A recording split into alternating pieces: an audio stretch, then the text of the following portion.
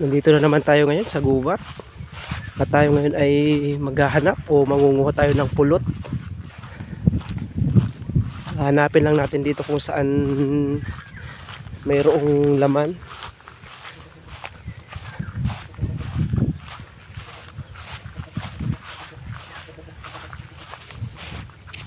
Ito ay dati ko na rin napansin at nakita ko na rin, hindi ko lang sinubukan pang kuhanan at nagmamadali ako noon. So ngayon ay ating titingnan kung may makukuha ba tayong pulot. Dito lang yun. Ito nga pala ay halos purong balite ang makikita mo dito sa mga punong ito. Ito na tayo. Yan. Ito. Yun yung mga nalipad na yan. Yun yung ina ng ating titingnang pulot. Sa kabila. Yan.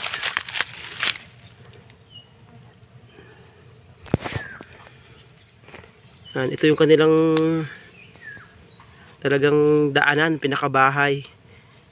Parang kung sa tao ay pintuan nila ito. So medyo gapok na itong kahoy na ito. So sundat-sundatin na ito natin ng kaunti.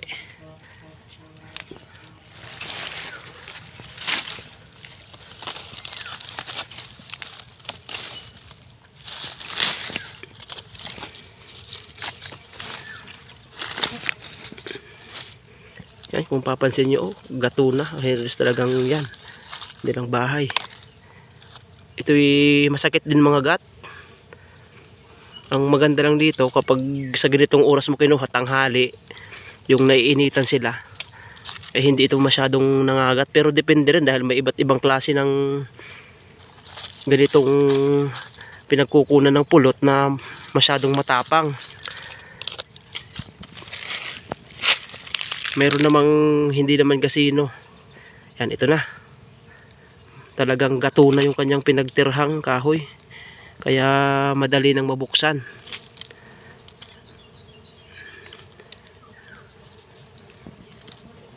Yan. Yan, halabas na.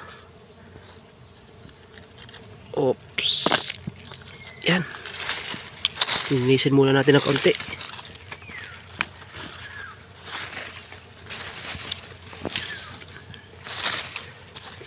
So tulad ng dati, ako'y nag-iisa na naman dito. Talagang sariling sikap. Aba, ay malaki-laki din ito. Yan.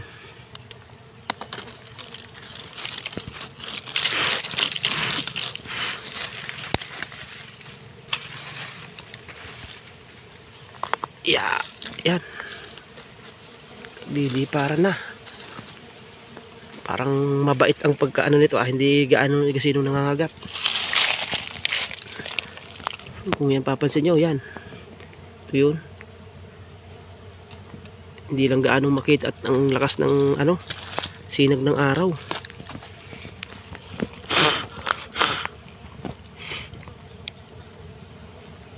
Oops. Atin munang linisin. Talagang ito'y magato na ng kanyang pinagbahayan. Parang matagal na rin ito dito dahil ang laki ng pinakabahay niya.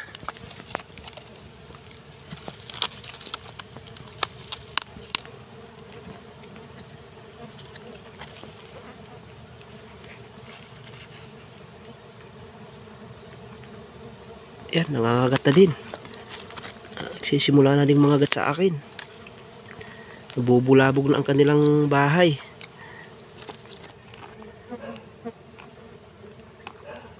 Yan.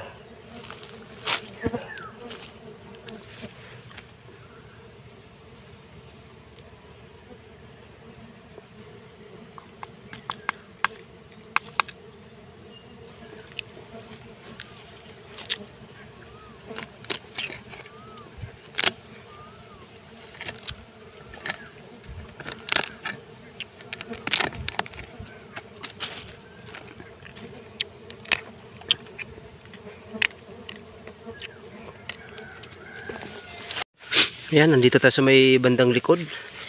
Kung mapapansin nyo, oh, talagang matagal na ito dito.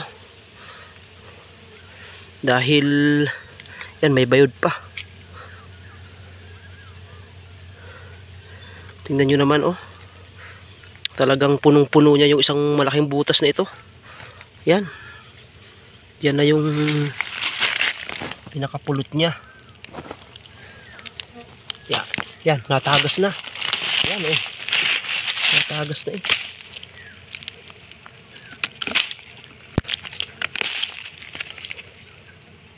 Yan, ito.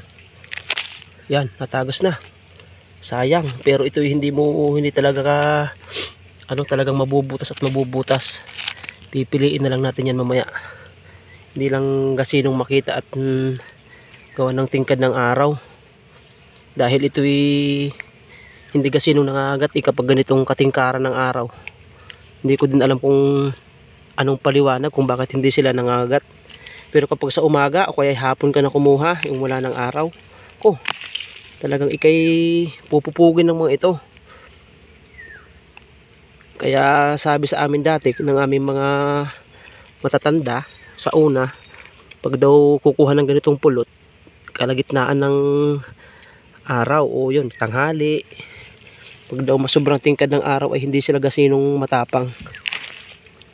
Yan.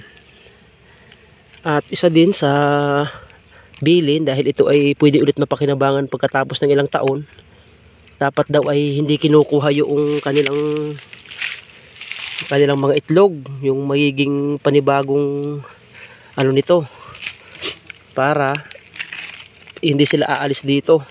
Pero kapag sinira mo yung kanilang mga itlog na magiging inaulit ng mga ito, pwede na silang umalis kasi nasira na nga. Pero pag hindi mo daw sinira, hindi ito aalis. Kaya pag ako nangunguha ng ganito, hindi ko nga sinisira dahil pwede pa ulit balikan. Mga ilang buwan, kung gusto mo na ulit kumuha, edi may mababalikan ka pa. So ito na, atin ang kukunin. Nalinisan na natin ng ayos. So gagamit tayo dito ng parang stick.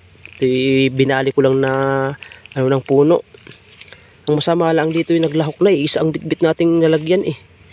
Ay ang habol ko lang naman ay pulot. Hindi ko naman inaasahan na ganito para kalaki ang bahay nito.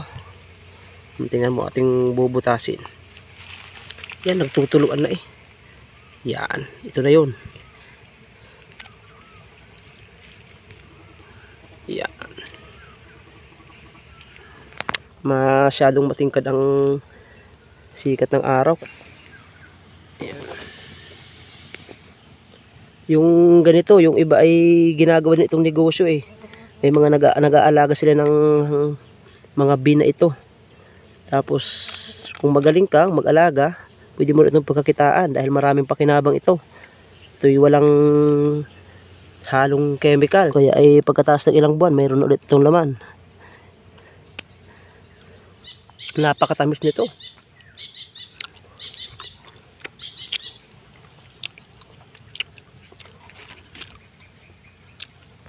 Papakita ko sa inyo yung sinasabi kong hindi dapat kukunin at hindi dapat sisirain. Yan, ito. Ito, yan. Yan. Yan. Yan. Yan, yung itsurang yan, yan. Yan yung magiging susunod nila ulit na magiging nanay. Itong mga honeybee na ito. Yan ay kanilang magiging anak. Parang gayon, yan, yan. Yan. Yung parang itlog na yan, yan yung mga part na yan. Yan yung pag lumaki ay magiging honeybee ulit. Kaya dapat daw yan ay hindi kinukuha. Para tuloy-tuloy lang sila, hindi sila lilipat. Dahil yan ay kanilang mga anak, hindi nila basta-bastang iiwanan yan. Madami pa yan hanggang dyan sa loob. Doon nga sa kabila kanina ay may nakita na rin ako hanggang paparoon pa. Hindi daw dapat yan sinisira at hindi dapat daw yan kinukuha para hindi sila umalis dito sa kanilang pinagbahayang ito. Dahil kapag kinuha mo daw yan, wala na silang anak dito, pwede na silang lumipat ng ibang puno na may butas para hindi na sila ulit tulad ngayon, pinakialaman natin itong kanilang bahay, parang nasira natin. Pag ito'y pinakialaman mo, aalis na sila. Pero pag hindi mo kinuha yan, hindi sila basta-basta makakaalis at may mga anak sila, ito ay kanila lang ulit tatakpan. Parang may yan ganito. Tatakpan lang ulit nila yung mga butas na nasira. Nandito pa rin sila, hindi pa rin sila aalis. Ay di maganda yon dahil pag nangailangan ka ulit ng pulot, ay di may babalikan ka na ulit. Kaya ako hindi ko yan papakialaman, mamaya yan ay tatabunan ko lang. Yan, lalagyan ko lang yan ng mga gayang kahoy. Kahit maliliit na kahoy para lamang hindi masira. Yan, tulad ito. Tatakpan ko na ito. Dahil nakakuha na tayo, ito'y medyo marami-rami rin na rito. Isang puno. Pag yan ay yung pinakatas, yan tulad dito oh. Yan, kakatas yan, yan. Madami na yan, tapos sasalain na lang natin. Pag nasala na ito, ayos na. Marami na ang laman nito sa ilalim, yan oh. Puro sabaw na ito sa ilalim. Pulot na ito ng ano. So, ngayon hanggang dito na lamang muna itong ating vlog. Pag sakaling kailangan natin, babalikan na lang ulit natin ito. Ano, titingnan natin yung kabila. Ito ay tatakpan ko na lang. Yan, tatakpan natin yan. Babalik natin ng ayos. Para pag ito ay kanilang tinakpan, madali nilang matatakpan yung mga butas-butas dahil may mga kahoy naman na ibinalik. At saka maganda rin kumuha kapag ganitong mainit dahil maaayos nilang madali itong kanilang bahay. Pero kapag ito'y tag-ulan, pwede rin silang umalis kasi pag sila'y nabasa ng ulan, pati yung kanilang mga yung parang itlog, pag nabasa yan ng ulan, hindi na rin yan mabubuo. Kaya ang ginagawa o yung iba, kapag umulan at nabasa na, nalipat na rin sila ng ibang puno na pwede na lang paggawan ulit ng kanilang bahay. At ang mahirap dito kapag sa mataas na puno, kaya ay medyo hindi gato, ay di ang tagal trabaho dahil ito babakbakin mo muna bago mo makuhanan. So yan, ibabalik na natin. Ito mga palang kabila. Kukunin pa din natin itong kabila. Yan, meron pa din sa kabila na ating nilinis kanina. Yan. Ito yan oh. Ating tutusukin ulit nito. Yan oh. Madami din ito. Laman din ito. May dalawang klase ito yung isa yung pulot, yung katas na matamis. Itong isa naman yan, ito yung parang ito'y iniimbak nila, parang pagkain nila. Yan, ito yung sinasabi ko. Ito hindi ito nakatas. Ito yung iniimbak lang talaga nilang, pero nakakain din ito ng tao at masarap din ito. Kaya kukunin din natin. Yan. Ito ay pagkain nila kapag dahil sila minsan itulad dito mga tira-tirang naputol nating ano, yung katas ng pulot. Yun ay sisip-sipin din nila at yun ay yung bagay pagkain din nila yun. Yan. Yan, ayos to. So, kung kayo'y interesado, ay di pwede rin kayong mag-alaga nito ano. Dahil ito'y maaari ding pagkakitaan. So dito sa amin sa probinsya ay medyo hindi naman gasinong yung bagay kung may mamimili man kukunti. Kaya kami ay kumukuha lamang ng para lang din sa amin. Dahil ito ay halimbawa wala kang pang-ulam, matamis ang pulot, pwede mong isabaw ng kaunti, may mauulam ka na.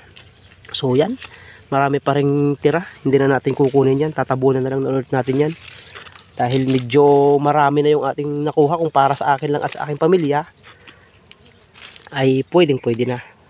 Talagang makakasapat na itong ating nakuha.